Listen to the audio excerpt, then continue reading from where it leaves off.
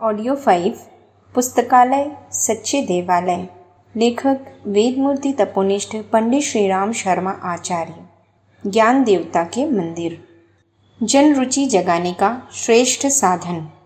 आत्म कल्याण और जीवनोत्कर्ष की दिशा में आशाजनक प्रगति तभी संभव हो सकती है जब उस दिशा में बढ़ने के लिए आशाजनक प्रेरणा और प्रकाश प्राप्त हो सके। यह प्रेरणा और प्रकाश केवल सत साहित्य के द्वारा ही प्राप्त किया जा सकता है, क्योंकि सत साहित्य से संपर्क स्थापित करके ही वह विवेक विकसित किया जा सकता है जिसके द्वारा जीवन में आने वाली गुत्थियों को सुलझाया जा सके। इन दिनों व्याप्त उलझनों और गुत्थियों का भी यही कारण है कि लोग किसी भी बात को विवेकपूर्वक सोचने समझने की स्थिति में नहीं हैं। इस कारण उस स्तर की प्रेरणाओं और दशाओं का अभाव है।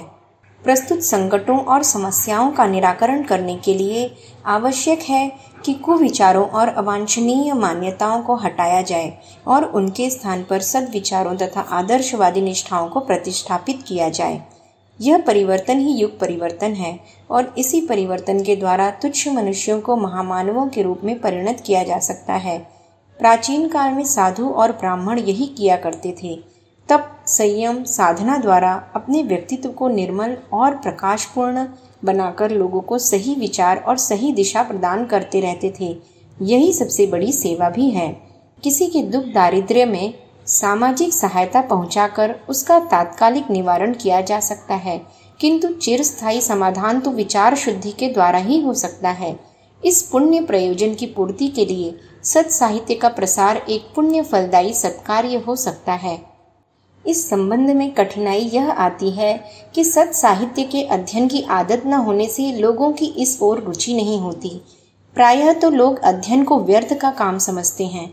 अनपढ़ लोगों को तो अक्षर ज्ञान भी नहीं होता, इसलिए वे कैसे पढ़ें? प्रश्न उनका नहीं है। पढ़े लिखे व्यक्ति भी अध्ययन से विरत पाए जाते हैं। या तो उनमें पढ़ने की रुचि नहीं होती भी है तो वे पढ़ने को खाली समय काटने का साधन मात्र समझते हैं। ऐसी दशा में अच्छी पुस्तकों का प्रचार, सत साहित्य को लोकप्रिय बनाना भी एक महत्वपूर्ण और श्रम साध्य कार्य है।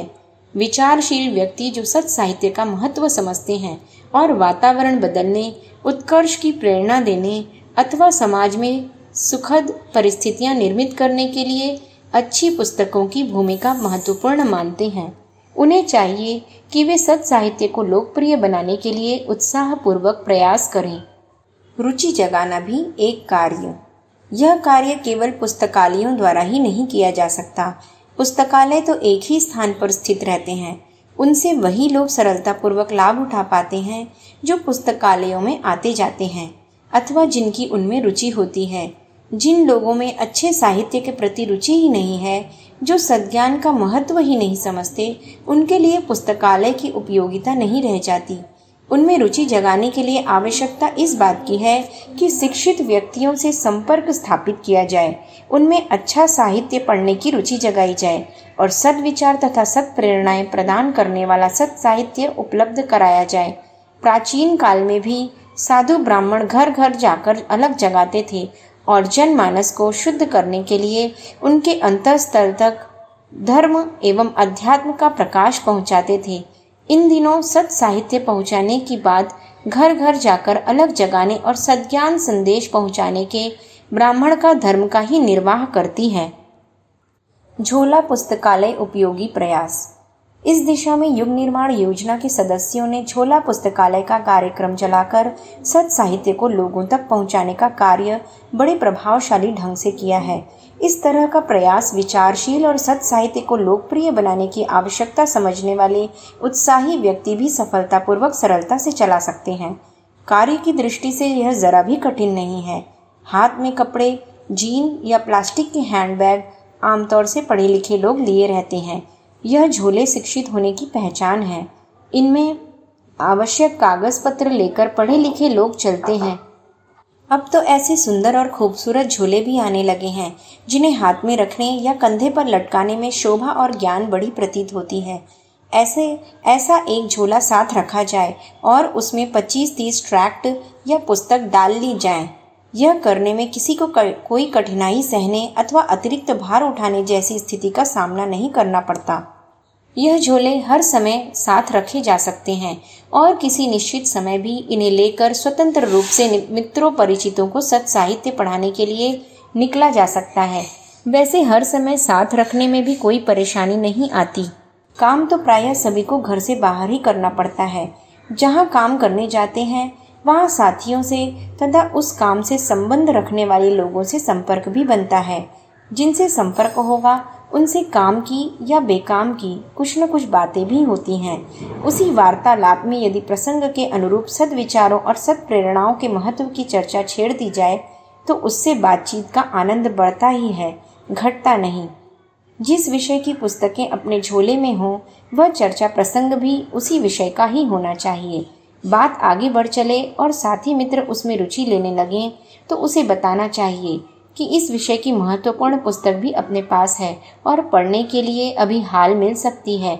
यदि वह उत्सुकता प्रकट करे तो छेड़े हुए विषय से संबंधित एक पुस्तक उसे दे दें और विवरण लिखने के उद्देश्य से झोले के साथ रहने वाली कॉपी में उसे नोट कर लिया जाए। इस प्रकार दिन भर में जिन लोगों से वास्ता पड़े, जिनसे चर्चा चल सके और रुचि उत्पन्न होती दिखाई देने लगे तो उन्हें पुस्तक देते रहा जा सकता है और फिर दूसरे या तीसरे दिन लौटाने का तकाजा किया जा सकता है। यह क्रम चलता रहे तो उस बीच जिन व्यक्तियों को अच्छी पुस्तकें पढ़ने का चस्का लग जाएगा, पीछे वे स्वयं ही पढ़ने के लालायित रहते और मांगते दिखाई देने लगेंगे। झिझक और उपेक्षा। काम नया होने से शुरू में कुछ लोगों को झिझक भी हो सकती है, अजनबीपन भी अनुभव होने लग सकता है और संकोच भी हो सकता है कि न जाने देखने वाले लोग क्या कहेंगे। कहीं अपनी प्रतिष्ठा तो नहीं गिर जाएगी, कहीं कोई दिल लगी तो नहीं उड़ाने लगेगा। पर आमतौर पर देखा गया है कि ऐसा होता कुछ भी नहीं है। ये आशंकाएं सर्वथा निराधार ही सिद्ध होती हैं।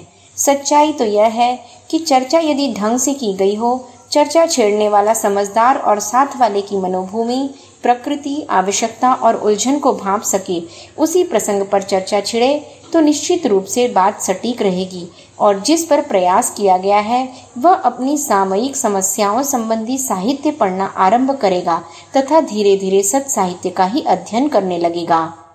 नया और तत्काल कोई लाभ न दिखाई देने वाला प्रयास होने के कारण उपेक्षा भी हो सकती है, लेकिन उपेक्षा तब होती है जब सामने वाले की प्रकृति कुछ हो और उसे अप्रासंगिक चीज थमा दी जाए। इसी प्रकार बिना कुछ पूर्व चर्चा किए यूं ही दवा दारू के विज्ञापनों की तरह किसी के हाथ में यकायक पुस्तक थमा देने की प्रतिक्रिया भी निराशाजनक होती है। आज के ज़माने में हर आदमी जो कुछ काम करता है उसमें उसका स्वार्थ छिपा रहता है। आदमी दूसरे के अनुरोध के पीछे उसका स्वार्थ छिपा होने की आशंका करता है। जब यकायक उसके हाथ में पुस्तक थमा दी जाती है और कुछ बताया नहीं जाता है तब वह सोचता है कि यह किताब बेचने की भूमिका न हो और पीछे उसके गले मूल्य चुकाने की आफत न पड़ जाए। ऐसा सोचकर वह उसे लेने में अरुचि दिखाने लगता है। ले भी ले तो अरुचि पूर्वक पढ़ने की फुर्सत न मिलने आदि का बहाना करके लौटा देता है। बहुत करके उसका अभिप्राय किसी अप्रत्याशित व्यय से बचने की भूमिका होता है।